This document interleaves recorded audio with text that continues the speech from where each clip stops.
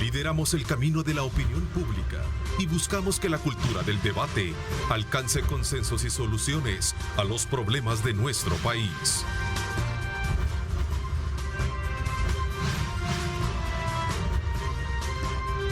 Diálogo con Ernesto López.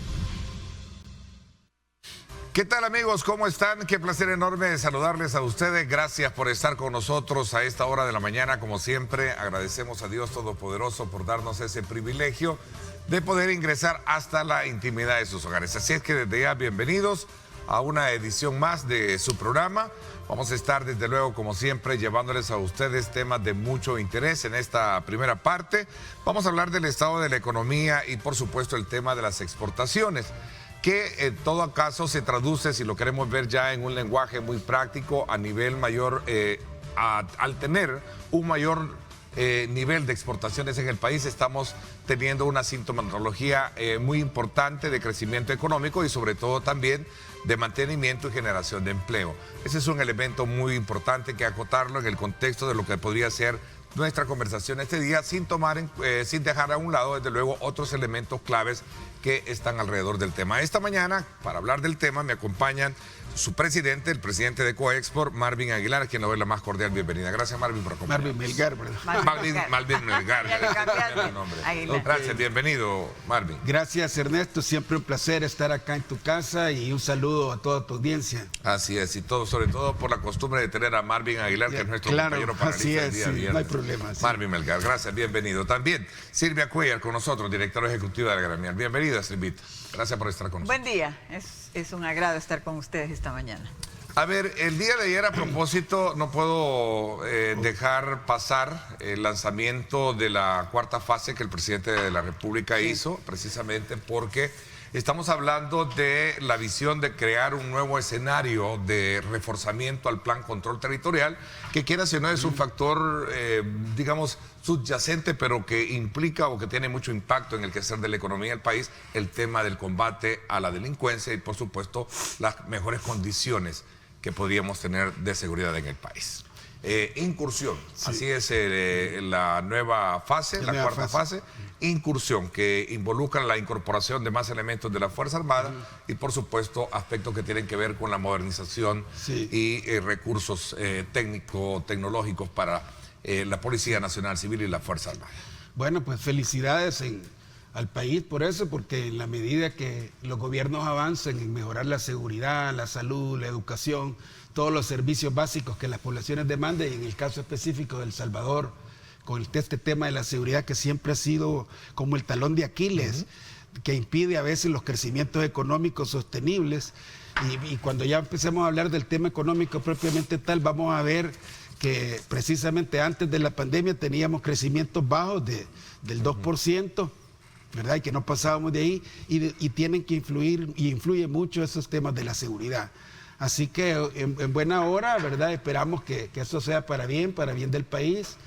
Creemos que es necesario reforzar esos ámbitos de mayor control territorial, que la población se pueda sentir segura, cómoda, que se pueda trasladar a sus lugares de trabajo y regresar a casa en seguridad, que no, en fin, que los delitos esos que aún persisten, como extorsiones y demás, puedan definitivamente ir bajando y ir llegando a un nivel donde pudiéramos tener una sociedad más cómoda, más a gusto en sus entornos, más segura y que pueda asimismo pues eso reducir en competitividad para el país, porque al final el país lo que debe buscar es la productividad y la competitividad. Sin competitividad, aunque tengamos seguridad, no vamos a ningún lado, ¿verdad? O sea, es una parte y muy bueno, pero necesitamos crear un país competitivo. Se necesita tener un país seguro, no solo en la parte pública, sino también en la seguridad jurídica y muchos aspectos que tienen que ver con arreglar todos aquellos problemas que con el tiempo han venido a lacerar y a golpear especialmente a un área muy importante, que es el tema de la economía. Si no tienes seguridad, difícilmente puedes tener un buen crecimiento económico por la generación de empleo, el cierre de empresas, las extorsiones, en fin, tantas cosas. Silvia. Sí, es más, recuerdo muy bien hace 3, 4 años que siempre hacemos los sondeos con respecto a los aspectos que debemos de atender siempre para crecer en exportaciones. e incluso el tema de la inseguridad andaba por los primeros, elementos, ¿verdad? Incluso en algunos casos hacían un estimado de que el 30% en costos para algunos rubros que son tan intensivos, incluso en el campo, ¿verdad? 30% significaba en costos la inseguridad del país. Entonces, esto ha ido bajando, definitivamente hemos visto que ha ido bajando, ¿verdad? Pero persiste. Así que este esfuerzo que ahora se hace es muy bueno, ¿verdad? Porque va a ayudar, y no solo va a ayudar al tema productivo, al tema de incremento en la seguridad, para que las empresas puedan trabajar en un ambiente mejor, pero también esperamos que bajen más. Claro, voy a pedirle al realizador y también al coordinador estar más atentos para poder apoyarnos con las imágenes del acto que presidió el presidente de la República el día de ayer y la conferencia de prensa en la que veíamos precisamente ese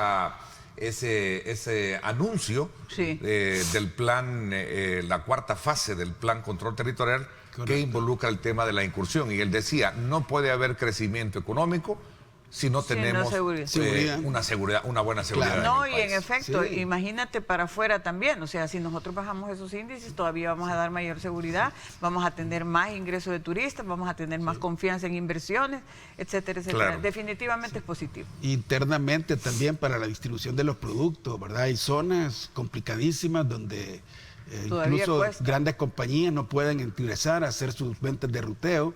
Entonces hoy con estos planes pues esperaríamos que eso venga a facilitar la entrega de los productos en las tiendas, en los lugares, aquellas zonas que pudiesen ser conflictivas, ¿verdad? Que hoy puedan estar pues más seguras, como hemos dicho. Al final la seguridad abona pues a la productividad y a la competitividad del país. Ahí están las imágenes precisamente de ese acto en el cual se daba también la bienvenida y la incorporación de más elementos de la Fuerza Armada. Creo que eran alrededor de 1000 y pico de nuevos elementos. Así es que vamos a estar muy a la expectativa de conocer los resultados de esa fase, que sin duda alguna van a requerir también de más recursos, como en su momento lo decía, ¿verdad? En su alusión. Muy bien uniformado, ¿verdad? Sí, muy bonito, bien preparado. Sí.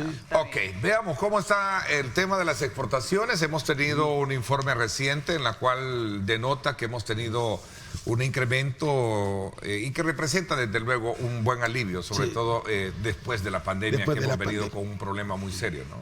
Bueno, realmente venimos contentos, dijéramos, porque traemos como cifras y datos que evidencian la recuperación en las exportaciones, ¿verdad? Todavía hablar de crecimiento, aunque hay cifras que crecen, pero todavía lo vemos nosotros como una recuperación en el campo de las exportaciones. Y tal vez para ponerlo en perspectiva, habría que aclarar que para el 2019, o sea, antes de la pandemia, nosotros cerramos exportaciones con 5.904.73 millones. Y habíamos crecido en relación al año anterior, en este caso el 2018, apenas un 0.7%. Y proyectábamos que para el 2020 queríamos superar esa meta que teníamos de los 6.000 millones de dólares, que nunca llegábamos a los 6.000 millones de dólares. Entonces queríamos que en el 2020 lograr eso. Pero desde en enero, pues ya todos sabemos, desde enero del 2020, alguien chinito allá se comió un alacrán, parece, y comenzó el virus.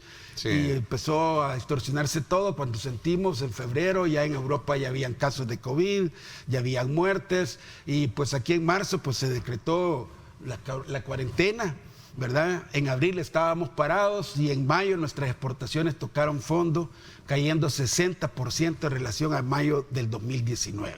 Entonces, para no hacer más largo el cuento, sabemos que todo el año 2020 fue deficitario en las exportaciones. La economía se recuperó después de las cuarentenas y después de que pasamos el encierro, empezamos a trabajar ya en pleno desde septiembre y cerramos el año con exportaciones de 5.044 millones en el año 2020. ¿Quiénes sufrieron impacto y quiénes se han recuperado así de manera muy...? Sí, solo para terminar la idea general. Okay. Entonces, con esa caída de las exportaciones, que nosotros incluso en un principio habíamos pronosticado que pudiera haber sido más, entonces hemos llegado que hemos perdido 15% de las exportaciones al cierre del 2020. Entonces, hoy estamos en franca recuperación y eso nos motiva, nos alegra y es esperanzador para los empleos del país y para la economía del país. que dos sectores como son las exportaciones por un lado y las remesas familiares por otro, fruto de políticas económicas que se dan en Estados Unidos, que en Estados Unidos están incentivando a las poblaciones con sus ayudas y demás, y que lo hemos visto reflejado en remesas extraordinarias, ¿verdad? Y solamente en este año, a mayo, llevábamos más de $1.000 millones en remesas acumuladas, adicionales en relación al año anterior. Entonces, esos dos factores de remesas y exportaciones pues nos dan ese alivio, y ahora refleja que a junio llevamos acumulados de enero a junio 3.200 un síntoma muy dólares. positivo, si lo queremos Síntoma ver desde el punto de positivo vista de dónde venimos. de recuperación de la economía, y hay que ver cómo logramos, con las condiciones que tenemos en los entornos, hacer estas de manera sostenibles en el tiempo, y que el país pueda comenzar con este impulso que estamos teniendo a crecer a tasas mayores que teníamos previo a la pandemia, que eran de bajo crecimiento. Para aquel televidente que nos está viendo, ¿cómo se traduce esto en la práctica como un beneficio para el salvadoreño promedio que nos está viendo? Bueno, definitivamente tú sabes que para que nosotros, bueno, para empezar, El Salvador, para poder crecer, requiere exportaciones para el ingreso de divisas. ¿Y por dónde vienen? ¿Por dónde vienen esos ingresos de divisas? Vienen precisamente por las exportaciones que acabo de decir y por las remesas. Porque nosotros adquirimos de fuera productos de consumo, productos intermedios, etcétera, etcétera. Nosotros no tenemos muchas materias primas. Nosotros tenemos que comprar incluso hasta los vegetales, pues, las frutas, claro. ¿No? Todo lo tenemos que importar. Para importar tenemos que pagar con divisas. ¿Y cómo vamos a pagar con divisas si no las generamos? Entonces, ¿cómo las generamos? ¿Y cuál es la mejor manera de generar esas divisas? Es precisamente generando exportaciones. La balanza comercial, por hablar de ese balance que tenemos que tener, lo ideal sería que lo que gastamos en importaciones lo tendríamos por exportaciones. No es así, hay un déficit comercial, casi se duplica lo que compramos contra lo que vendemos, digámoslo así. ¿Cómo es que esa balanza se balancea? valga la redundancia, ¿verdad? Es porque hay remesas. Entonces, es más, este último semestre casi estamos parejos, las remesas son 3.600 millones y las exportaciones son 3.252 millones. Entonces, ¿qué pasa? Aquí hay un tema que hay que aclarar también. Las remesas ahora están bien. O sea, ¿qué ha pasado en Estados Unidos? ¿Qué hemos tenido?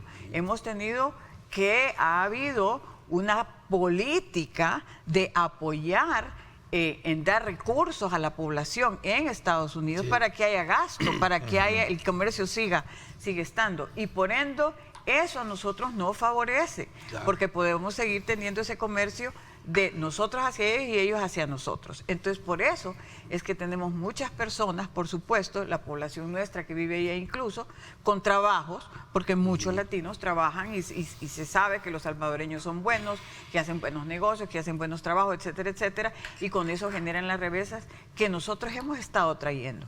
Además de eso, las exportaciones se han ido recuperando porque Estados Unidos es nuestro principal socio comercial como país. Imagínate que las exportaciones, del porcentaje de todas las exportaciones, Estados Unidos representa el 43, 46, depende, ¿verdad? Algunas veces el 46, 45%, ¿verdad? Es un país súper importante para nosotros. Entonces, si está bien Estados Unidos, a nosotros nos va a ir bien también en exportaciones. Los rubros, tú preguntaste algo, ¿cuáles son los rubros que han sido más afectados? Mira, todos fueron afectados realmente en la pandemia porque El Salvador tomó esta decisión, ¿verdad?, de cerrar casi todo. Únicamente lo que quedó abierto por determinado tiempo, o más bien durante todo el tiempo, fueron los alimentos, que incluso tuvimos algunos cierres de algunos sectores, como por ejemplo los snacks, las bebidas, que también se cerraron. Y esos son rubros importantes en la exportación. El tema farmacéutico, el tema químico siguió ¿verdad?, su curso normal, entre comillas, porque no es que era tan normal. Además, pasar por las fronteras era bastante difícil, había congestionamiento, etcétera, etcétera. Pero bien o mal, esos sectores fueron saliendo. Mira, al final del año pasado, el único rubro que salió en positivo fue el azúcar. De ahí, todos los rubros salieron en negativo. ¿Y cuáles fueron los más golpeados? Textiles, confección, porque textiles y confección es diferente, ¿no? Papel, cartón, plásticos. Obviamente teníamos un confinamiento. Claro. Y lo álgido de la pandemia, ¿no? Exacto, pero también, ¿qué pasó en ese entonces? No creas que el comercio se había parado del todo. O sea, siempre hubo demanda en Estados Unidos hacia esos sectores, digo yo. Entonces, ¿quiénes aprovecharon? Aprovecharon Guatemala, Honduras, etcétera, etcétera, que no habían cerrado como nosotros. Sin embargo, fíjate bien, después de todo eso que nosotros pasamos, y como Marvin bien lo acotó hace un rato, hemos crecido increíblemente. Y la palabra no es crecer, es correcto. La palabra es que nosotros estamos recuperando todo ese campo que ahí estaba, y que lo que han tenido que hacer los exportadores es, durante ese tiempo que estuvieron cerrados, digámoslo así, es no dejar ese contacto que se tenía con sus compradores. Y tener esa relación. Esta nueva disposición de regular ciertos aspectos no les influye en nada al sector como tal. ¿Cómo regular aspectos?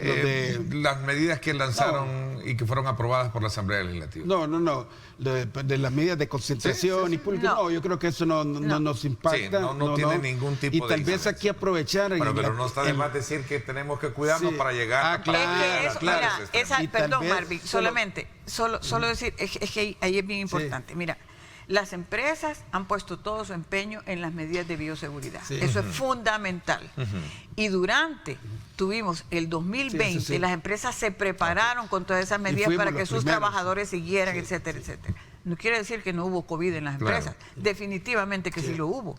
Pero si tú te fijas, las empresas han seguido el ritmo que ellos han venido teniendo y recuperando de acuerdo al 2019. Quiere decir que han hecho tanto esfuerzo para seguir vigentes. Y por el otro lado, ayer, Marvin, disculpa, ayer tuvimos una reunión con el Ministerio de Economía en donde nos indican, y eso es muy bueno porque hay que felicitar definitivamente, un esfuerzo en donde nos mencionan que incluso hay una disposición ahora de poder enviar contingentes para que en las empresas mismas se pueda atender vacunación.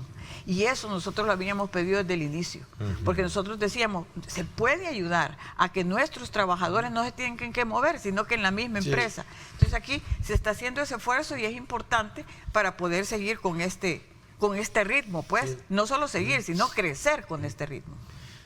Y tal vez ahí siempre en esa misma tónica que está explicando Silvia, tal vez vale el momento y lo oportuno del caso, porque estamos en julio, que es el mes del exportador salvadoreño, pues poder felicitar a todos los exportadores, ¿verdad? En este su mes, que es el mes de ellos, de los exportadores, por todo su esfuerzo, por toda su dedicación, por toda su mística demostrada en este periodo de crisis, en el cual hemos sacado el pecho y hemos logrado esta gran recuperación de las exportaciones en los volúmenes que se han estado manejando y que hemos dado acá las cifras, ¿verdad? Porque, como decía desde un principio, esto no es fruto de una medida de política pública, sino que es fruto de condiciones generadas en otras partes, en otros ambientes. Tan es así, también están en los Estados Unidos, que el día domingo, el día de la partida, no sé si todos vieron, el estadio de Texas, en Dallas, estaba por primera vez, según los reporteros de México, de ESPN, por primera vez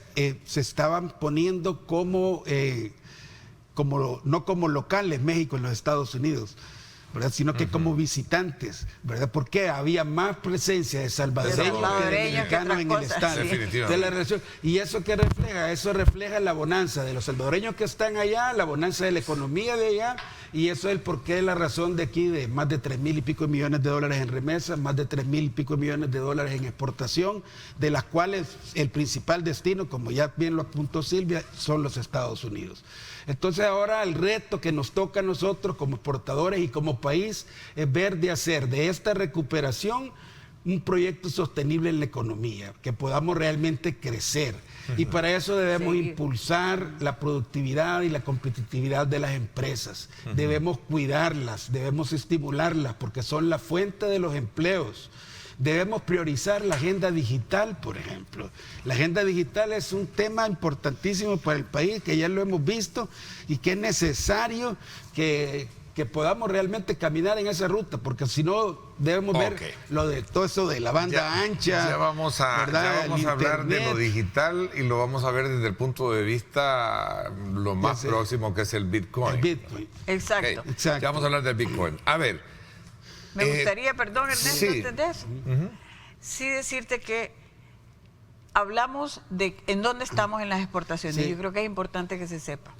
Mira, a este semestre, las cifras que tenemos, y lo dije, son de 3.252 millones de dólares. Pero no es solamente decir cómo estamos ahora, es decir que estamos exportando más de lo que exportamos en el 2019.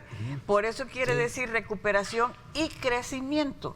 Marvin lo acaba de decir, ojalá nos mantengamos en ese camino, 220 millones más.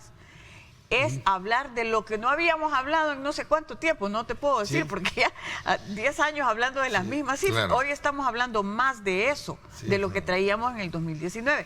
Muy positivo el esfuerzo que están haciendo los exportadores, porque realmente es un esfuerzo que hacen las empresas por mantenerse y por crecer en los mercados. ¿El Ministerio de Economía está siendo un buen aliado? No, claro, no, eso iba a comentar, pero también lo que quiero decir con esto es que la proyección que nosotros podríamos llevar con esto, es, bueno, si en el semestre llevamos, es de duplicar, ¿verdad? Y ojalá, porque el tema es que bien que las noticias son buenas en el 2021, porque nos hemos recuperado y hemos crecido. ¿Cómo va el 2022? ¿Qué retos tenemos? Eso es lo que tenemos que hablar ahora, porque no, es que el 2021 ha sido bueno, porque hemos tenido incluso un ambiente, como dije, en Estados Unidos, que si le va bien, a nosotros nos va bien, y ahí están los pedidos, y aquí están los resultados. A la región también le va bien, porque eso hace que crezca también la región, y por ende nosotros, ¿no? Vale, ahora vienen los retos, y sí trabajamos con el Ministerio de Economía, trabajamos con el Ministerio de Relaciones Exteriores, trabajamos con Proesa. Es más, en este momento estamos trabajando y estamos haciendo un esfuerzo por diseñar una estrategia de exportaciones que sea a corto y a mediano plazo, porque ya no estamos pensando en el... Tú acabas de decir algo, y Marvin, ¿cómo estamos con la tecnología, el e-commerce? ¿Cómo nos lleva a este mundo? Ya, que son plazos a largo plazo, tienen que ser más bien planes a corto plazo. Es a corto plazo. Tenemos que ir el ya, es que no es de antes, voy a hacer tal. No, lo tengo que hacer. Hay una sincronía importante en ese horizonte de políticas públicas que tiene la autoridad competente, economía, gobierno y las otras oficinas que hablan frente a lo que ustedes están de alguna manera pretendiendo proyectar. Quisiéramos que fuera más, pero sí estamos caminando, obviamente hay mucho. Hablemos de un tema antes de que se nos agote mucho el tiempo en esta primera parte, el tema del salario mínimo. ¿Cómo de alguna manera ustedes están examinando este nuevo, digamos, momento en el cual pues comienza a entrar en vigencia a partir del mes de agosto? Apenas 3 semanas. Bueno, como una realidad más, ¿verdad?, del mundo que vivimos. Los salarios hay que incrementarlos, no pueden permanecer siempre como están. No únicamente están incrementando los salarios, vivimos una alza inflacionaria. Desde principios del año pasado, a la par de la pandemia, comenzó una inflación a nivel global, la cual en los últimos 6 meses, de enero de este año a junio, en el caso de los alimentos se ha incrementado más del 60% en las principales materias primas. Entonces el pan, la manteca, el azúcar y una serie de productos que tienen que ver con la alimentación humana y la alimentación animal están encarecidas. Entonces no solamente están subiendo eso, están subiendo los salarios, y qué bien que suban, porque eso le va a ayudar a los hogares a poder afrontar la espiral inflacionaria que estamos viviendo. Esa espiral inflacionaria se está viviendo en todo el mundo, entonces nos permite a todos poder accesar a esos mercados y vender con inflación. Claro, no nos beneficiamos tanto de la inflación porque, como también explicaba Silvia, no somos productores de materias primas, somos consumidores de materias primas. Entonces, llevándolo a la inversa, vemos que recibimos más inflación que la que podemos trasladar, ¿verdad? Así es. Pero como vemos el tema del salario mínimo, lo vemos como un factor más, como un... Hay un incremento de precios en pero además muchos también está productos, incrementando la energía eléctrica. También se está incrementando la energía eléctrica, el petróleo, ¿verdad? Y el petróleo nos lleva con todos los empaques. El combustible, energía eléctrica, viene el salario mínimo. ¿Cuál es la expectativa de ustedes frente a eso? Bueno, que tenemos que ser más competitivos, tenemos que ver cómo somos más productivos, más ingeniosos, más eficientes. ¿Hay un estudio del impacto que va a tener esto en el rubro? Sí, probablemente pérdida de competitividad en algunas áreas. No todas las empresas están en la capacidad de soportar los incrementos, algunos sí, otros no. Aunque la mayoría entiendo que paga más, la mayoría de la industria paga más arriba de lo que es el salario mínimo, sí, ¿no? de los empleos formales, ¿verdad? Sí, empleos formales. El empleo informal aquí es grandísimo, ¿verdad? Y ahí pues no sé cómo va a ver si va a haber incremento o no. Pero en los empleos formales sí, ¿verdad? La industria local siempre hemos estado por encima de lo que es la media del salario mínimo. Y ahí pues no le vemos nosotros inconvenientes, sino que tenemos que ver las formas como nos ingeniamos a mejorar procesos, a involucrar más tecnología, qué sé yo, de forma tal de que estos impactos sean minimizados y que El Salvador siga adelante. O sea, no nos vamos a detener dijéramos, por una situación coyuntural que de alguna forma es favorable a la población. Ok, ¿verdad? Vamos a ver, Silvia. Sí, yo creo que, bueno, Marvin ya lo dijo. Bajo ese mismo énfasis, ¿eh? No, sí, ya lo dijo y en efecto, ¿verdad? Precisamente las empresas sí pagan más, eso es lo que estamos viendo, han venido pagando más de lo que es el salario mínimo. Hay ciertos rubros que no, definitivamente podría afectar más a las pequeñas y medianas, pero como han dado un año en donde hay un subsidio, esperamos que eso les ayude un poco, ¿verdad? Pero no solo hablemos de ese 20%, porque precisamente ahí están los retos. O sea, ¿cómo vamos a seguir para el siguiente año? Ok, vamos a tener un incremento del salario mínimo, que bien o mal definitivamente va a afectar, porque todo va a subir. Es que eso definitivamente se va a dar una subida y por ende la proveeduría que tiene el exportador va a subir. Entonces sus costos van a subir. Y a esto le tenés que subir. Vaya, mira, ¿cómo están los fletes hoy en día? Sumamente altos, ¿verdad? Vaya, no estamos hablando de que solo afecta a El Salvador, afecta a todo el mundo, porque este es un tema que es en todo el mundo, pero, ¿a quiénes afecta más, a quiénes afecta menos? De acuerdo a incluso su capacidad productiva que se tiene, y hay un factor que hay que tomar en consideración aquí. El Salvador solo tiene un puerto. El Salvador, nosotros tenemos que llevar nuestros productos por medio de otros puertos. Eso quiere decir que nosotros tenemos que transitar y pasar por aduanas para llegar ya sea al puerto de Honduras, al puerto de Guatemala. Eso nos lleva a nosotros un costo adicional, que no lo tienen los países que tienen sus puertos, nuestros vecinos, ¿no? Entonces, eso quiere decir que nosotros tenemos que enfrentar ese costo adicional. A ver, Número combustible. 2, combustible. Número Energía 3, eléctrica. Exactamente. Salario mínimo. Ajá. El costo del petróleo está subiendo, dice, se estima que el próximo año va a incrementar hasta $100, ¿verdad? Y después va a ir bajando, pero eso que... Es un cártel que manosea la economía no, del y país, eso que hace del también, mundo. que suben las materias primas. Sube todo también. Definitivamente. Vale, eso también va a afectar a todo el mundo, no solamente a El Salvador, pero hay que ver en qué medida afecta a nosotros y en qué rubro. Nosotros importamos toda esa materia prima, le tenemos que generar. Hay 2 o 3 temas más que creo que es importante. ¿Y acompañan ustedes esta iniciativa de eximir el pago del IVA en gasolina y derogar el FEFE? Eximir el pago del IVA, lo estoy viendo ahora. Ahí lo están poniendo en la pantalla y derogar el FEFE. Pero esta fue una iniciativa que presentó el FMLN y y creo que también Arena acompañó en su momento, ¿no? Podría, lo que deberían de eliminar es todo aquello que famoso, esa carga que tienen, ¿no? De impuestos. Sí. Mira, habría que estudiarla, dentro de todo esto y del entorno global, hay cosas que se pueden cambiar y otras cosas que no las podemos cambiar. Dentro de las cosas que podemos cambiar, tenemos que ver nosotros qué es lo que podemos cambiar, y era la agenda que yo traía. ¿Verdad? ¿Qué es lo que podemos cambiar? Pues obviamente tenemos que impulsar. Háblame de eso cuando regresemos, ¿te parece? Perfecto. Voy a hacer una pausa para ampliarnos con ello. Voy desde luego, como siempre, gracias a Texaco. Recuerden, no le pongan límites a su motor, póngale Tecron. Texaco con Tecron libera tu potencial. Vamos al tráfico. Alcanza lo que creías imposible. No le pongas límites a tu motor. Ponle Tecron. Texaco con Tecron. Libera tu potencial. Vámonos entonces a conocer cómo está el tráfico a esta hora de la mañana. Gracias a Texaco con Tecron, libera tu potencial. Y nos vamos con esta preciosa imagen que siempre lo digo. Me encanta ver esta imagen de la rotonda del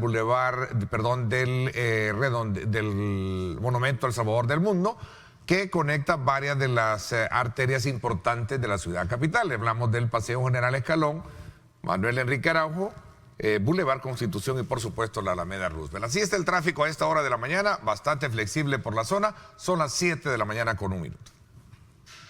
Alcanza lo que creías imposible. No le pongas límites a tu motor. Ponle Tecron. Texaco con Tecron. Libera tu potencial.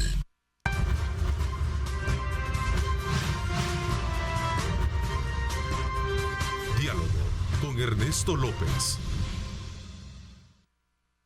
Gracias nuevamente por estar con nosotros. Estamos conversando con el presidente de Coexport, Marvin Melgar. Sigo con lo de Aguilar. Y Silvia Cuellar, directora ejecutiva de la gremial. Nos habíamos quedado para hablar sobre, bueno, qué es lo que no hay que hacer y qué es lo que hay que hacer, como parte de un cierre de los otros temas que quiero aprovechar, cómo se desperciben la implementación del Bitcoin también como moneda de curso legal. Pero antes de llegar a eso, habíamos quedado todavía en esa fase del análisis que estamos haciendo, ¿no? Gracias, Ernesto, por la pregunta. Si bien es cierto, pues como comentábamos desde un inicio, los datos son esperanzadores. Las cifras que tenemos son motivadoras en el sentido de que estamos recuperándonos y creciendo, porque ya estamos arriba del 2019, creo que un 7, un 8% arriba del 2019, y eso es bueno y muy positivo. Entonces, ¿qué cosas son las que tenemos que hacer como país? Principalmente debemos impulsar la productividad y la competitividad de las empresas. Decía antes de irnos a la pausa que las empresas hay que cuidarlas como fuente primaria generadoras de empleo y de condiciones de prosperidad. Así que a las empresas hay que motivarlas, incentivarlas y procurar su productividad y competitividad abaratándole los costos de trámites y de simplificación de trámites y parte aduanera. Debemos también priorizar la agenda digital. La agenda digital debe ser ya una agenda de país. Nosotros en la pandemia hemos visto cómo en la parte esa digital de las plataformas que para servicios, para comida, para esto, el teletrabajo, los Zooms, o sea, cómo de repente si ante una necesidad evolucionamos y crecimos rápidamente, pues debemos ver cómo logramos hacer El Salvador digital. Debemos además cuidar el medio ambiente. El Salvador y la región de Centroamérica somos una región muy desfavorecida y muy vulnerable a los cambios climáticos. Ya el año pasado 2 tormentas nos azotaron fuertemente. Entonces ya debe ser una política de gobierno, pero también una política como país, empezar a cuidar el medio ambiente. Deberíamos tener campañas de arborización, donde la empresa privada y los sectores y todos nos involucremos a sembrar árboles, porque somos muy proclives a los efectos devastadores de las tormentas, y eso nos puede quitar competitividad, nos puede quitar productividad y nos deja en la pobreza. Siempre que pasan esas tormentas vemos cómo nuestras poblaciones más vulnerables sufren. Debemos además insertarnos a las cadenas de valor globales y a las cadenas de valor regionales. Ese va a ser el gran éxito, la gran ventaja que estamos teniendo ahorita en esta gran crisis, y por qué es que estamos exportando más hacia los Estados Unidos, es precisamente porque China están más caros los fletes desde China. Traer desde China para acá es más caro, entonces es más fácil llevar desde esta región hacia los Estados Unidos. Y todo lo que nosotros podamos aprovechar en ese sentido de atraer inversiones para acá y para poder exportar hacia los Estados Unidos va a ser una ventaja y va a ser lo que pueda hacer sostenible el crecimiento hacia el futuro.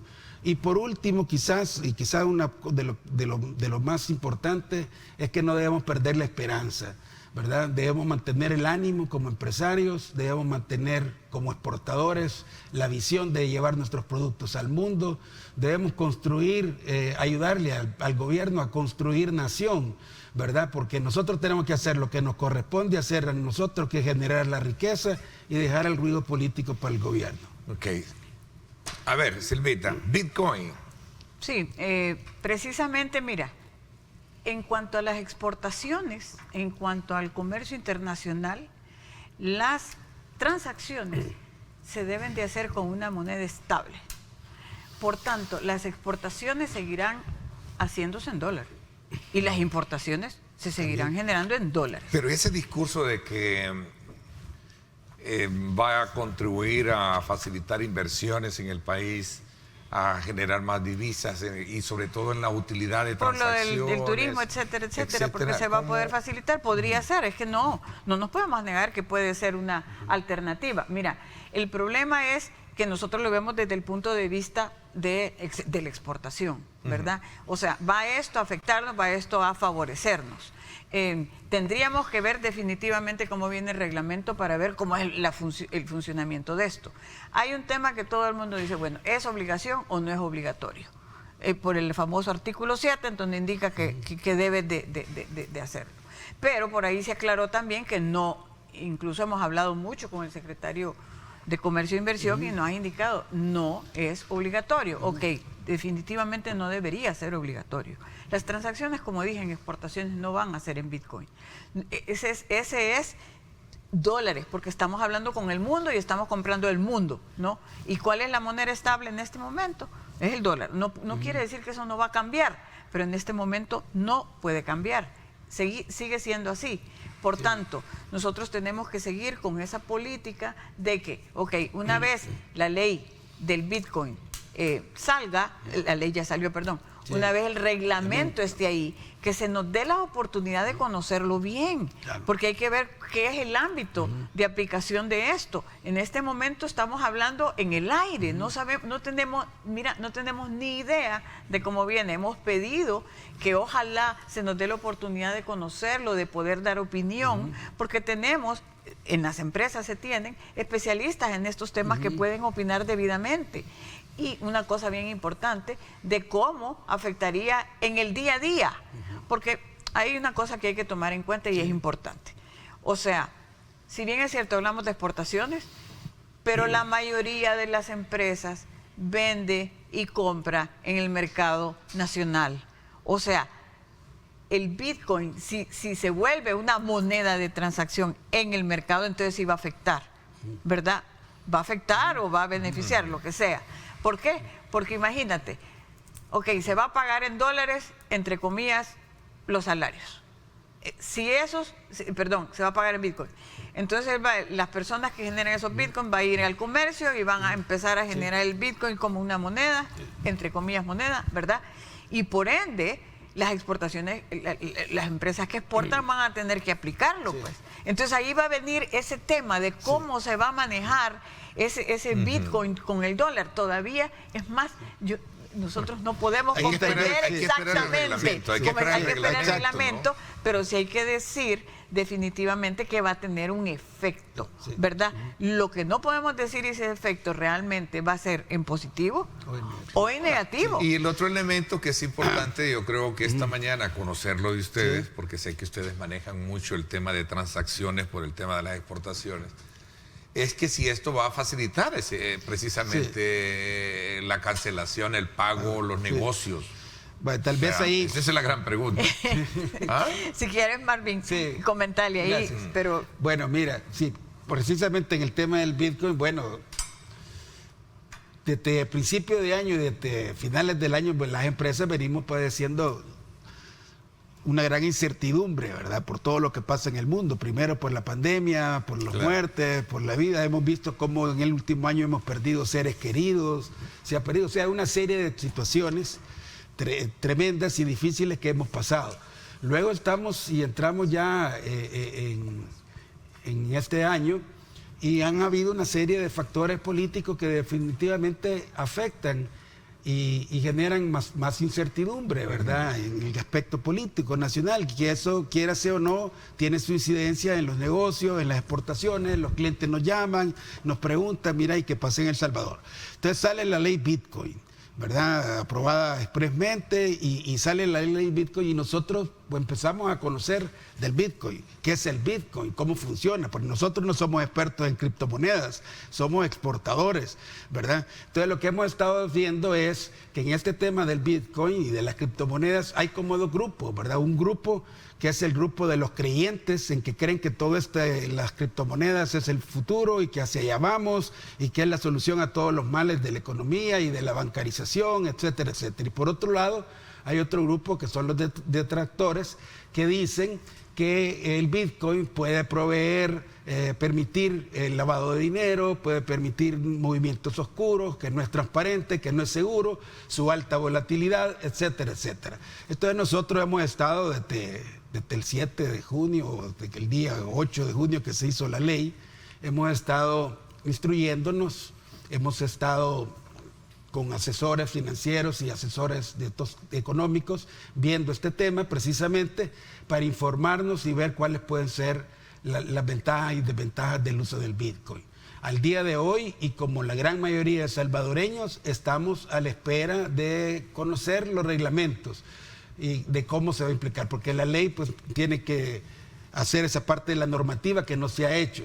En ese sentido, nosotros hemos insistido y aprovechamos este medio para insistir y solicitar a las autoridades que nos permitan participar como sector productivo nacional en la elaboración de los reglamentos. Si no podemos participar en la elaboración de los reglamentos, que al menos pudiéramos estar de oyentes o estar cerca de ver cómo van a ser los reglamentos, porque eso nos va a dar una dimensión de qué necesidades o qué recursos son los que necesitamos para la implementación del Bitcoin en el mercado local, ¿verdad?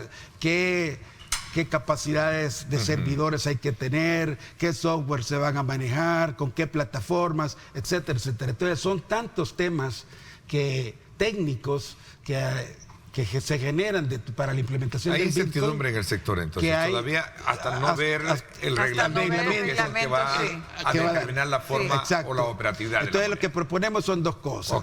Proponemos, uno, que se nos permita participar en la elaboración de los reglamentos, y dos, que se desfase la implementación para el 7 de septiembre. Que no sea el 7 de septiembre porque obviamente no estamos listos. No, una vez el reglamento se va a implementar y no conoces ni cómo, ni de dónde, ni qué es lo que tenés que hacer. Piden participación y que se postergue la implementación. Y tal vez la participación, para que la implementación sea el 7 de septiembre. Si 7, 8, 9 de septiembre, por ahí serían los 90 días después de aprobada la ley. Pero si no se tienen los reglamentos, cuando faltan casi 30 días o 40 días y no se sabe, y luego hay que capacitar a la gente, instruir a las empresas, al personal, etcétera.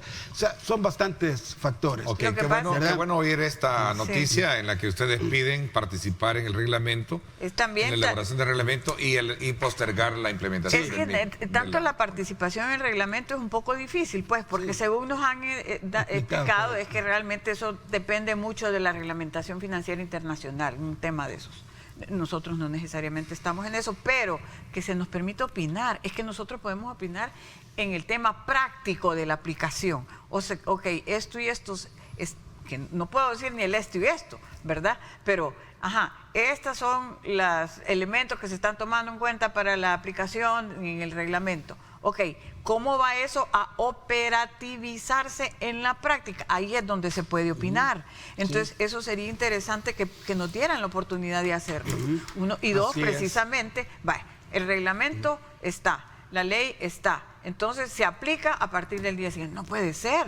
Si las empresas pues que aquí ni siquiera se conoce mucho sobre el Bitcoin. Nosotros mismos estamos desconociendo el tema. Estábamos apenas aprendiéndolo. Entonces definitivamente debe de haber un tiempo prudencial para poder conocerlo, para poder asimilarlo, para poder aplicarlo y para poder ver cómo esto pues definitivamente va a impactar también en el proceso exportador. El quehacer exportador. Porque el tiempo es nuestro peor enemigo. A ver, el tema de la modernización de aduanas y algunos inconvenientes, ¿cómo han logrado superarse algunos aspectos relacionados con esto? Bueno, ahí tenemos un espacio, tenemos un espacio de diálogo público-privado en el que participamos junto a 6 gremiales más, que son las gremiales que integramos CIFACIL, que es el Comité Intergremial de la Facilitación del Comercio, con el Comité Nacional de Facilitación del Comercio, donde están todas las dependencias del Estado. Entonces ahí estamos viendo de cerca todo lo que tiene que ver con trámites, con procedimientos, con normativa, con regulaciones, que la Dirección Nacional de Medicamentos, en fin, con todos. Y ese es un espacio de diálogo público-privado que como sector productivo y como exportadores valoramos y apreciamos. Y es más, quisiéramos que espacios como ese se pudieran ampliar, hacia otros temas. Creemos, después de 2 años de gobierno y después de 2 años y después de 2 meses de la nueva Asamblea Legislativa, que el país necesita con urgencia espacios de diálogo, ¿verdad? Necesitamos espacios de diálogo y el país y los sectores productivos nos proponemos pues participar en la mejor forma para lograr eso. Así que ese es el mensaje derivado. Precisamente por eso se está trabajando en esa estrategia de exportaciones, en donde uno de los énfasis es, ¿cuál es el esquema organizacional que va a tener el país en el tema de una estrategia exportadora? Porque si tú me preguntas ahora, realmente, ¿cuál es esa organización que se tiene en donde todos convergen? Para hablar de exportaciones y de inversiones, para hablar cuáles serían los aspectos que debemos de estar viendo, que debemos de estar tratando, no solo facilitación, son diversos aspectos. La competitividad es fundamental. ¿Cómo logramos la competitividad? Y aquí me lleva a un tema, fíjate, estando tan cerca y tan lejos, piensa uno, con un sueño que tenemos de que en la región deberíamos de estar trabajando realmente en la región deberíamos de estar trabajando en una realidad que ya debe de irse llegando a ser efectiva. Es la unión aduanera. Fíjate que recientemente tuvimos al secretario general de SIECA, que dicho sea de paso, nos alegra que creo que ayer tomó ya posesión el nuevo secretario de SIECA, Francisco Lima, que un connacional, excelente persona, excelente profesional, sé que vamos a tener una buena relación ahí, pero teníamos un informe que nos hablaba sobre, imagínate, estamos caminando en la región a un nivel de 17 kilómetros por hora, Dios mío, 22 kilómetros por hora. Bueno, El Salvador, 24 kilómetros por hora se transita. Esa es buena noticia porque vamos más rápido que en los otros países. Pero imagínate lo que es ese costo en ese pase de fronteras y en ese logística internacional que lleva eso. Y que es increíble que estemos hablando. Entonces, ¿cuáles son los temas que debemos estar tratando? Tiene que agilizarse. Ahí va la agenda digital. A 17 kilómetros por hora. 17 kilómetros por hora. A vuelta de rueda. Pero ¿dónde están las trabas? Más que todo, no es que necesariamente es en la carretera, es en los puntos. En los puntos fronterizos, llegar y salir, en la tramitología, la burocracia. Entonces, el punto focal es que todo sea electrónico, que todo sea en línea, que ya no tengas que estar haciendo papeles en físico, sino pase adelante, levante la pluma, levante la pluma, ¿verdad? Así como en Europa, me estoy imaginando. Bueno, les agradezco mucho que me hayan acompañado en esta primera parte del programa para conocer el estado actual de las exportaciones, examinar un poco, como lo hemos hecho, el ambiente económico del país y las grandes necesidades que hay para ir superando los déficits que se han experimentado a raíz de la pandemia. Les agradezco muchísimo. Silvia, gracias por haberme acompañado. Gracias también. Gracias a ti. Marvin, y perdón por lo de Aguilar, pero por lo de Aguilar, porque como estamos constantemente hablando con Marvin Aguilar, nuestro panelista del día viernes. Pero gracias, Marvin Melgar, presidente de Coexport. Así es. Vámonos a la pausa. Cuando regresemos, vamos a conversar con el ministro de Agricultura, David Martínez. Vamos a hablar acerca de el costo, el encarecimiento que también están experimentando algunos productos que pertenecen a ese universo del agro, pero que también son necesarios dentro de la canasta básica. También de otros aspectos importantes que hemos conocido en estos días. Vamos a la pausa. Gracias.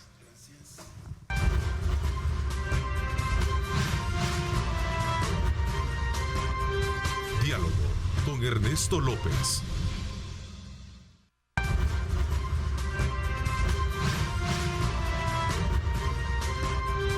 Diálogo con Ernesto López. Bueno, gracias nuevamente por estar con nosotros. Quiero darle la más cordial bienvenida al ministro de Agricultura y Ganadería, David Martínez. Gracias, bienvenido. Muchas gracias Ernesto. Es un gusto siempre estar en tu programa. Espero que podamos hablar de los pasos que estamos dando y cómo está la visión de las acciones que vamos a tener en el sector agropecuario. Así que muchas gracias por la invitación. Por supuesto. Y una de las principales énfasis por las cuales comienzo a hablar sobre estos temas es preguntando cuál es el estatus actual de ese modelo de economía agrícola, de proyección agrícola, que se tiene desde la perspectiva de la función que desempeña y sobre todo la visión del gobierno como tal. Yo creo que es Comencemos importante, por ahí. Yo creo que es importante definir que hemos construido un plan maestro de rescate agropecuario, pero que lo hemos construido en base a mucha información que nos ha generado los expertos en el tema, el top, podría decir yo, de los expertos en agricultura en el mundo. Hace un par de semanas yo estuve en una gira en Holanda, en España también, y hemos traído un grupo de israelitas que nos han levantado información para construirnos el paso a paso de lo que debemos de dar en el Plan Maestro de Rescate Agropecuario. El Plan Maestro es un plan que implica una inversión de 1.290 millones de dólares, 650 millones de rescate al sector cafetalero y 640 millones de dólares para seguridad alimentaria. Y ahorita estamos en etapa número 1 de búsqueda de recursos. Pero que andemos buscando los recursos no quiere decir que no vamos a tener acciones inmediatamente. Hemos pedido un refuerzo presupuestario como Ministerio de Agricultura y Ganadería de 24 millones de dólares para poder fortalecer y mejorar los servicios que el Ministerio da. Recordémonos que este es un plan extremadamente complejo que necesita un gobierno de Ministerio de Agricultura y Ganadería que sea moderno, que sea eficiente, que no sea entorpecedor, sino que sea facilitador de comercio, pero también generador de riqueza. O sea, tenemos que convertir la agricultura en una agricultura que deje de ser de subsistencia a una agricultura que sea rentable y que le ayude verdaderamente al productor a generar sus condiciones de vida y mejorar sus condiciones de vida. En ese sentido, hay una cierta cantidad de acciones que inmediatamente nosotros estamos haciendo como Ministerio de Agricultura. Hemos seleccionado ciertos productos que nos van a garantizar tener producción en corto plazo. Hemos seleccionado ciertas frutas, hortalizas y ciertas zonas, la zona alta de Chalatenango, para comenzar en menos de 90 días el plan maestro en esa zona. Entonces, paralelo a eso, estamos haciendo modificaciones bancarias para poder dar créditos a través del Banco de Fomento Agropecuario. Estamos trabajando ahora de forma articulada el Ministerio de Agricultura y Ganadería, el CENTA, la ENA, el Consejo Salvadoreño del Café, el ISTA, que ha estado en el abandono en los últimos años, el Instituto Salvadoreño de Transformación Agraria, y el BFA. Estamos trabajando de forma conjunta para poder dar acciones inmediatas que puedan darle esperanza al productor agropecuario de que los cambios vienen y que cuando el plan ya esté ejecutándose y que cuando el plan maestro ya tenga fondos, entonces ya podamos canalizar esa inversión de forma estratégica. ¿Cuál es el estado actual de los precios, particularmente de los productos agrícolas, sobre todo por el conocimiento del cual tenemos la mayoría, que han encarecido estos productos? ¿Cuál es y qué se está haciendo precisamente para eso, ministro? Hay un aumento, creo que anda entre el 8 y el 15%. Pasa lo siguiente: nosotros somos un país que importa, fuera de la pandemia, nosotros importamos el 80% de lo que consumimos.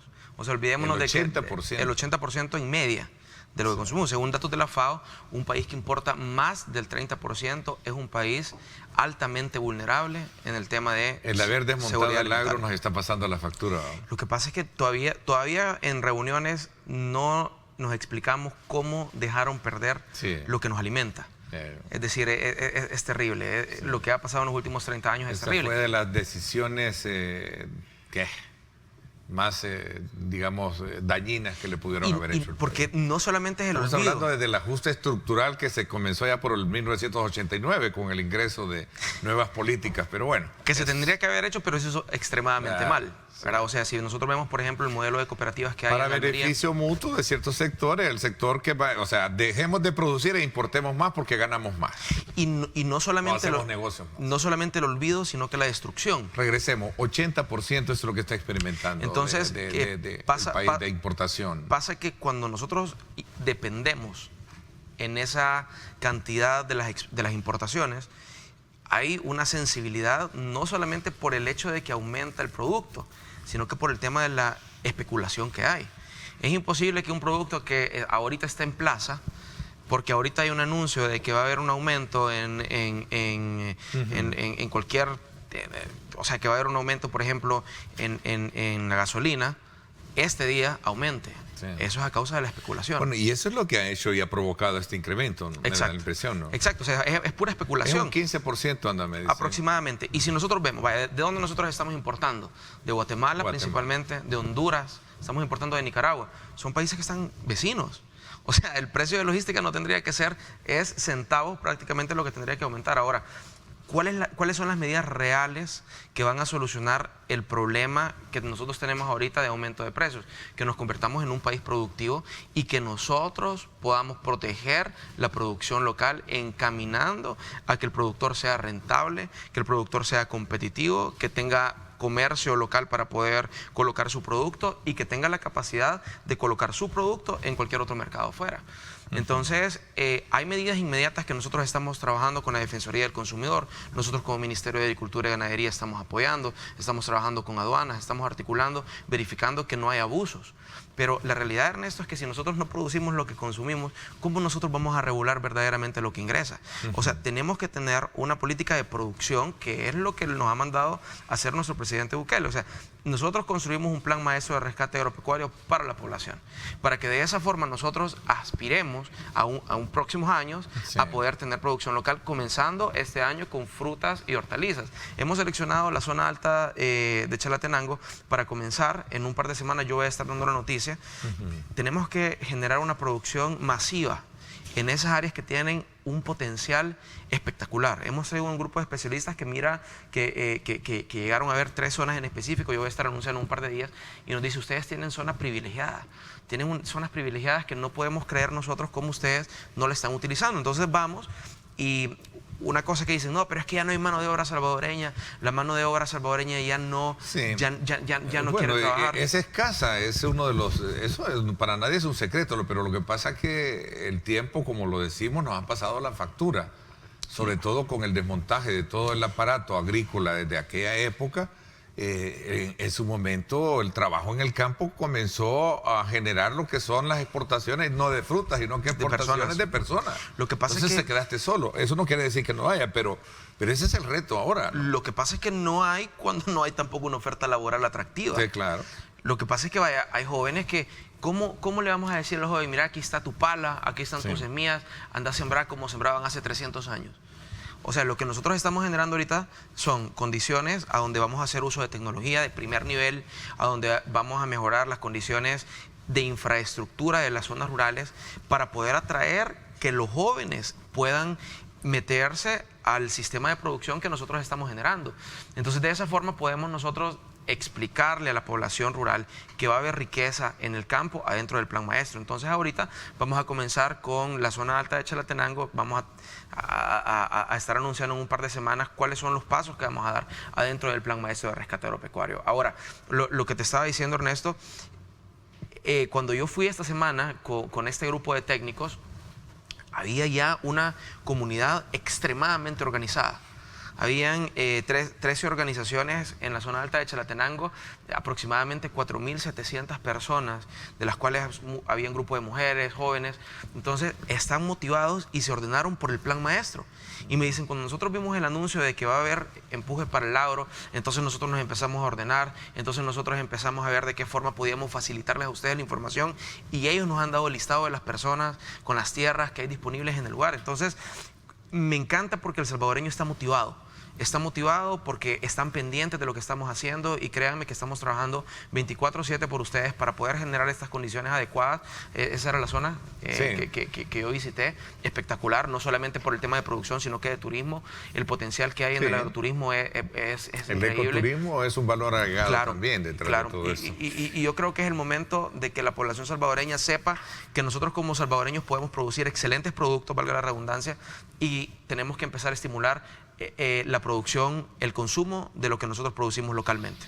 Ministro, voy a hacer una pausa. Algunos agricultores han expresado sus inquietudes, sus temores con la entrada en vigencia dentro de 2 semanas del tema del salario, del salario mínimo. ¿Cómo está el salario mínimo en el campo? ¿Qué impacto va a tener? ¿Y qué medidas, obviamente, que ya conocemos a partir del fideicomiso, que pueden tener para paliar un poco el costo que esto va a representar? Hablemos de eso cuando regresemos. Y también he visto de una manera muy constante la promoción del tema de la marca Café Salvadoreño. ¿Sí? Sí. Que nos hable un poquito de eso también. Vamos a la pausa. Gracias por estar con nosotros.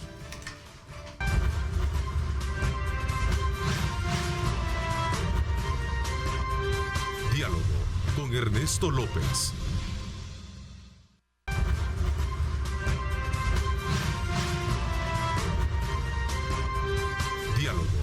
con Ernesto López.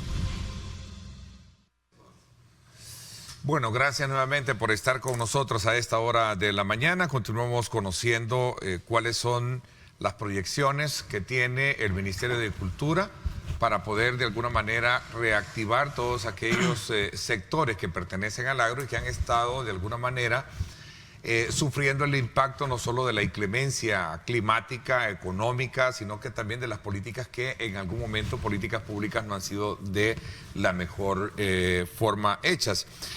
Y hablábamos particularmente de la necesidad de fortalecer 3 áreas básicas de la agricultura, que es el tema de las hortalizas, que creo que es un proyecto que se tiene, el tema del café, que ha sido obviamente uno de los principales rubros que nosotros hemos tenido, sin menospreciar otros que han venido a ser superables. Pero veamos un poquito este tema que tiene que ver con los agricultores y qué se va a hacer para poder de alguna manera paliar parte de ese problema que ellos dicen tener con relación al incremento del salario mínimo, ministro. Podría ser un problema si no existiera un plan maestro de rescate agropecuario que les va a dar una solución definitiva a la falta de eficiencia en la producción y a la falta de competitividad.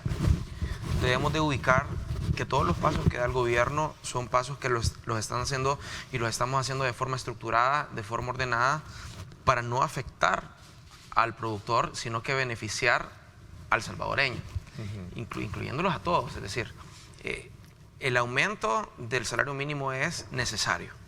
Por eso es que parte con un año de subsidio, a donde el sector agropecuario es parte del subsidio que se va a dar en este aumento que va a haber del 20% del salario, para que no sea una carga inmediata. Yo creo que ese mensaje es importante que lo sepan el sector cafetalero, los productores de granos básicos, es decir, todos los productores deben de saber que son parte del fideicomiso que el presidente ha lanzado para poder subsidiar este aumento. Ahora, eso nos da un timing adecuado para poder conseguir los fondos para el fideicomiso del Plan Maestro de Rescate Agropecuario y poder dar suficiente tiempo para que el productor pueda tener acceso a estos créditos y generar competitividad con la mejora de la productividad que vamos a tener.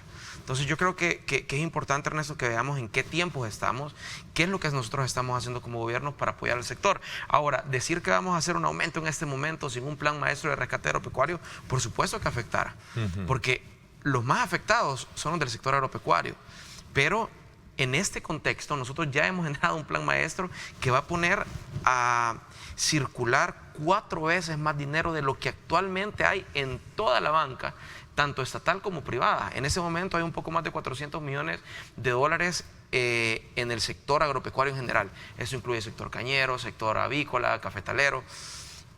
Y el plan maestro tiene prácticamente 3 veces lo que actualmente hay circulando en el sector agropecuario. Entonces, definitivamente vamos a activar la economía a través del sector. Ahora, hemos creado este programa que les va a dar acompañamiento, asistencia técnica, uso de tecnología y nos va a ayudar a que les damos las herramientas adecuadas para poder comercializar el producto, que es uno de los problemas que nosotros tenemos ahora. Porque dicen, bueno, tenemos un poco de producción y se cuesta poder comercializar. El problema es que es una producción desordenada. Entonces, tenemos un pequeño productor de granos aquí, tenemos otro pequeño productor de hortalizas aquí, tenemos otro pequeño productor por este lado. Entonces, no tenemos una producción consolidada, escalonada y ordenada. Y eso es un problema que dificulta la comercialización de los pequeños. Entonces, nosotros lo que queremos hacer en el plan es ordenar a los productores por zona para poder tener ese listado y esa oferta en qué timing del año vamos a tenerlo, para nosotros poder canalizar, atender el mercado local y encontrarle nuevos nichos de mercado. Hay un potencial en otros mercados, por ejemplo, en Mercamadrid, yo estuve hace un par de semanas y me decían, mira, lo que ustedes produzcan en El Salvador, nosotros se los compramos, pero ustedes tienen que garantizarme un buen estándar y ustedes tienen que garantizarme que van a ser constantes con lo que nos van a enviar. Entonces, nosotros como gobierno estamos siendo esos facilitadores para poder llevar a esos mercados a nuestros productores. ¿Hay algún canal de comunicación para que aquel agricultor que se siente preocupado o con incertidumbre frente a este escenario, para poder de alguna manera entablar una relación que le permita dar seguridad en la producción agrícola? Yo estoy lanzando en unas semanas, estoy lanzando el Departamento de Inteligencia Agropecuaria. Yo creo que hemos venido trabajando ya desde hace varios meses este tema. La Dirección de Inteligencia Agropecuaria va a estar abierta al público para que el agricultor pueda acercarse y nos pueda decir, bueno, yo tengo una producción o tengo estas 3 manzanas en la área de San Ignacio, ¿qué puedo hacer yo ahí? Entonces el Departamento de Inteligencia Agropecuaria le va a dar el acompañamiento, le va a dar el seguimiento, va a mandar los técnicos para ver cuál es la vocación de la tierra, va a acompañar y le va a decir, bueno, estas son las 3 alternativas, ¿cuáles de esas 3 alternativas querés que te apoyemos? Se le va a ayudar a conseguir el mercado, pero no solamente eso, sino que se le va a ayudar a conseguir el financiamiento. Se le va a hacer un plan de negocio para que esa inversión sea lo más certera posible, que al final lo que nosotros buscamos. Entonces, que esté pendiente el agricultor. En un par de semanas vamos a estar haciendo el anuncio. Es un departamento que hemos trabajado con mucho amor, que va a estar trabajando de forma interinstitucional con los demás los demás ministerios, va a trabajar de la mano con la Secretaría de Comercio e Inversiones, con el Ministerio de Economía. Nos está ayudando mucho USDA, el gobierno de Estados Unidos, para poder colocar esos productos en ese mercado que sabemos que tenemos tantos hermanos lejanos que son un nicho espectacular, que consumen mucho.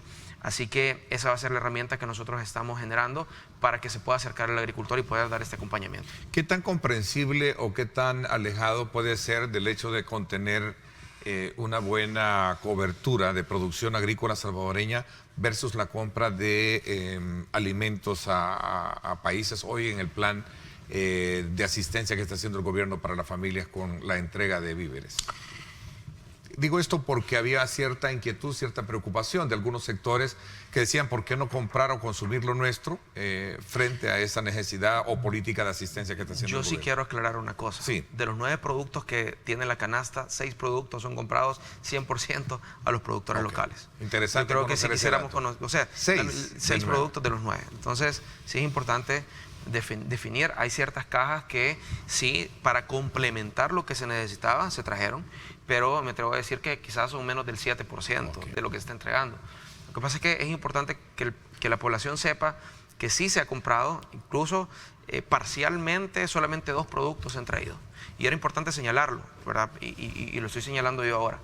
La producción local siempre es prioritaria para el gobierno de El Salvador, comprar esa producción que se genera aquí. Eso es prioritario para nosotros. Y esa es la política que nosotros tenemos. Ahora, en el tema de la pandemia, era importante abastecerse en orden, y ese es uno de los temas que te decía al principio.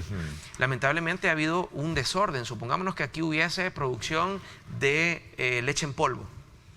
Nosotros hubiésemos comprado el 100% de leche en polvo local, pero no había producción de leche en polvo, se importa el 100%, porque ha habido un abandono al sector ganadero histórico. Es decir, si nosotros tuviésemos un sector ganadero pujante, a donde está generando lo que se necesitaba, se hubiese comprado el 100% local. Entonces, ¿qué es lo que nosotros estamos haciendo ahorita? Tratando de fomentar. Va a haber crédito especial para el sector ganadero para poder mejorar su genética, para mejorar su competitividad. Hay ciertas acciones que nosotros como gobierno debemos de tomar en cuenta en el contexto del Plan Maestro de Rescate Agropecuario. No podemos seguir importando la 3ª y la 4ª calidad de los países vecinos. No podemos. ¿Por qué? Porque es un tema de salud. En el tema de los lácteos, que es un tema que nos preocupa mucho, estamos importando la 3ª y la 4ª calidad. No solamente 3ª, sino que las condiciones inadecuadas con las que nos mandan los países vecinos los productos lácteos es de ponerle mucho énfasis. Porque no es un tema solamente de que nos pone en falta de competencia a nuestro productor local, sino que es un tema de salud pública. El productor local, por ejemplo, ve una amenaza el ingreso de lácteos de Nicaragua, por ejemplo. ¿Cómo se ha logrado de alguna manera cerrar ese portillo que sin duda alguna afecta la economía agrícola nuestra, de productores? Nosotros como gobierno, si Nicaragua nos quiere mandar el doble de lo que está mandando, no hay problema. El problema es qué nos manda. Entonces, ¿cómo nos manda? Ese es el problema. ¿Qué nos está mandando y cómo nos está mandando? Nosotros como ministerio tenemos una dirección de ganadería. La nueva directora de ganadería tiene indicaciones expresas. Estamos trabajando en un plan conjunto porque todo es tema de recursos para hacer el 100% del muestreo que hemos pactado nosotros con la región, porque lo único que nos pide el sector es que nosotros podamos cumplir con la normativa regional. Entonces, todos los contenedores que van a ingresar de los países vecinos van a tener el muestreo adecuado para que nosotros garanticemos que ese producto no tenga estafilococo, que no tenga formalina. Hemos encontrado queso con formalina y yo le preguntaba al equipo técnico, pero ¿por qué se encuentra formalina en queso? Y me decían, el problema es que le ponen formalina para que no tenga que cumplir con cadena de frío y pueda durar más tiempo en temperatura ambiente. Y eso es terrible para la salud. Nosotros no vamos a tolerar un solo producto que ingrese que no cumpla con el estándar mínimo requerido. Ahora, el otro tema es el de contrabando. Yo el viernes estuve reunido con el ministro de Seguridad, estuve reunido con el parte del equipo del ministro de Defensa, Policía Nacional Civil, aduanas, y vamos a hacer un lanzamiento en un par de días de la lucha contra contrabando y el ingreso de productos por punto ciego, ¿verdad? Estamos trabajando de forma articulada para poder combatir y para poder garantizar, y como te digo, Ernesto, no es un solamente tema de poder apoyar al productor en que tenga las condiciones adecuadas, porque estos productos no cumplen. Obviamente un producto que cumple va a ser mucho más caro en costo que un producto que no cumple, sino que este es un tema de salud, y es un tema de salud de la población. Nosotros estamos preocupados para que la salud del salvadoreño se proteja y para que podamos reactivar nuestra producción local. Ok, interesante. Voy a hacer una pausa. Café de El Salvador. Es una marca que he visto de manera muy constante. Quisiera que habláramos de ello. Y un poco también hablar del tema relacionado con esta discusión, el tema del agua, que creo que tiene que ver mucho con el tema de la explotación agrícola de este recurso hídrico. Vamos a la pausa. Gracias por estar con nosotros.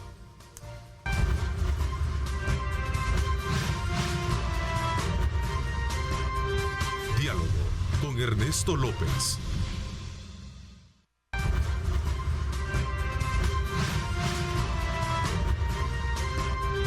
Diálogo con Ernesto López.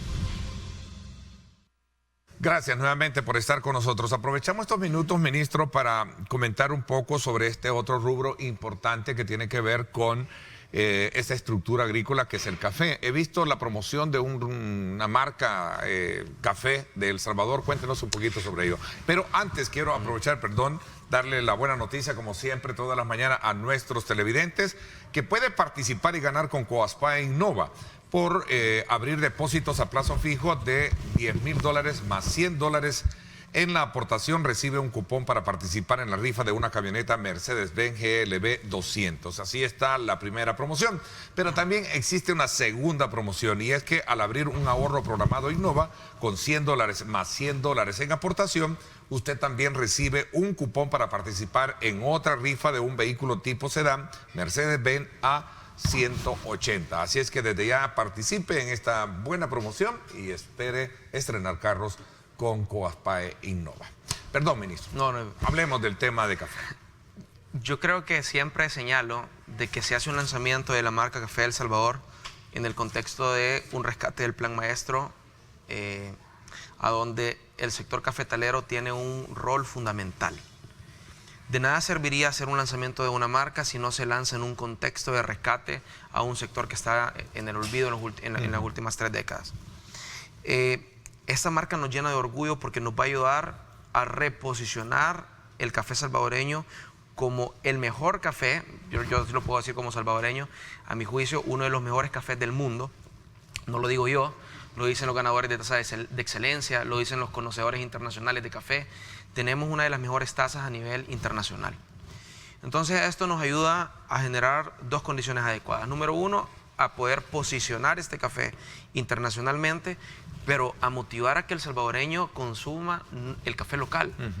Estamos importando 300,000 quintales de cafés inferiores al café que nosotros tenemos aquí.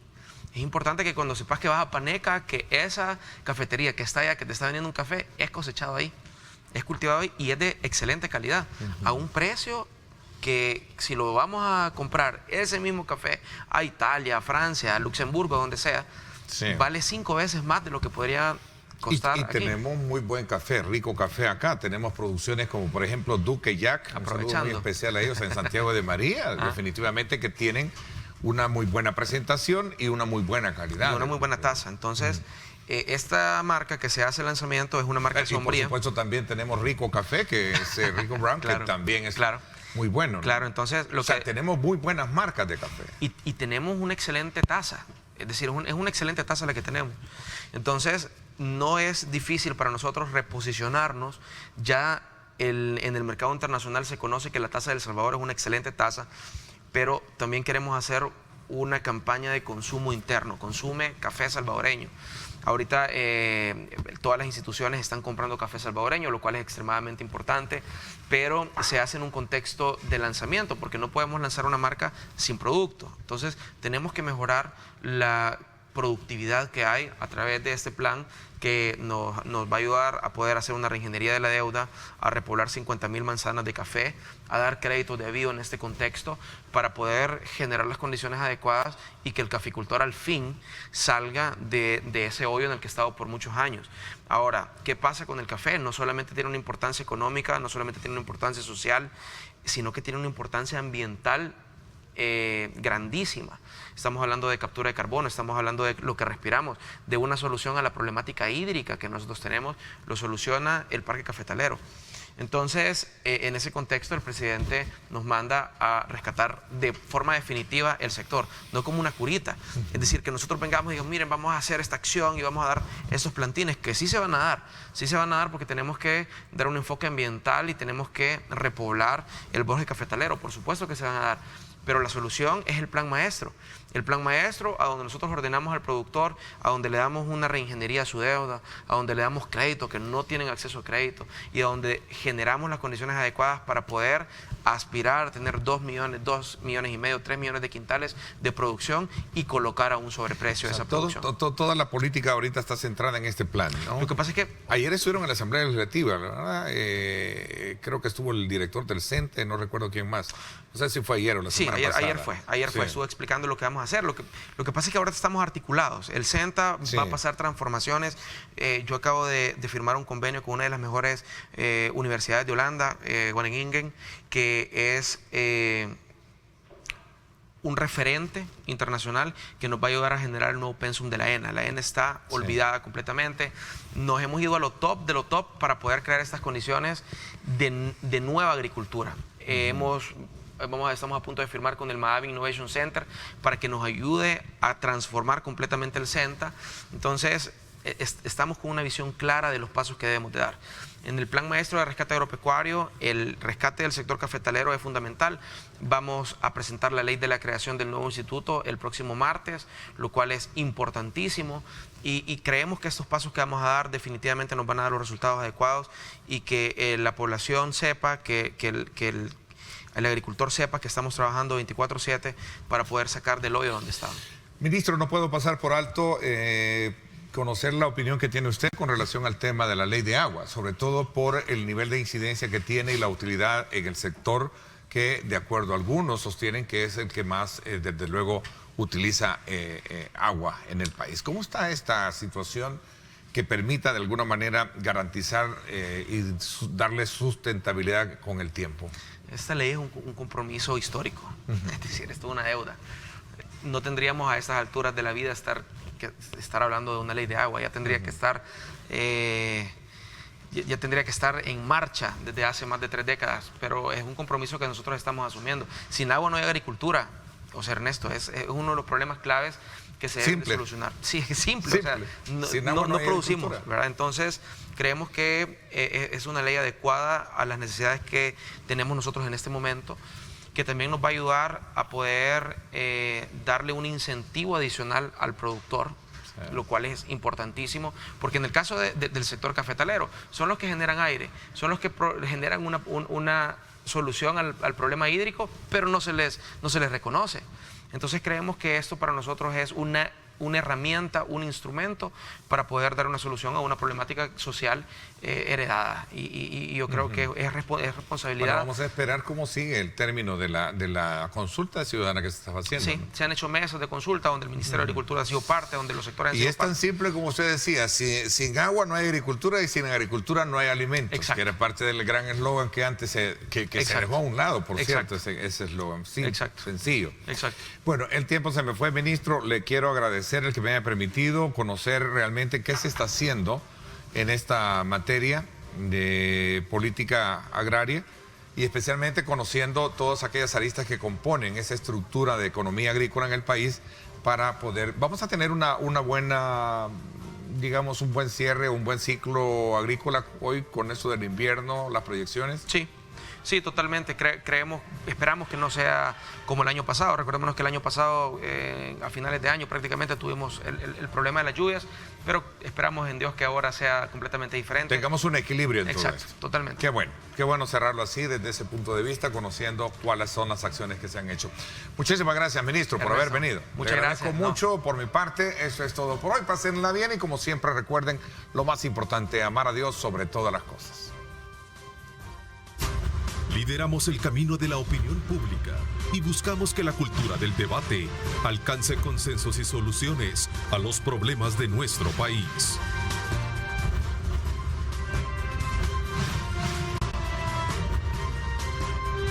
Diálogo con Ernesto López.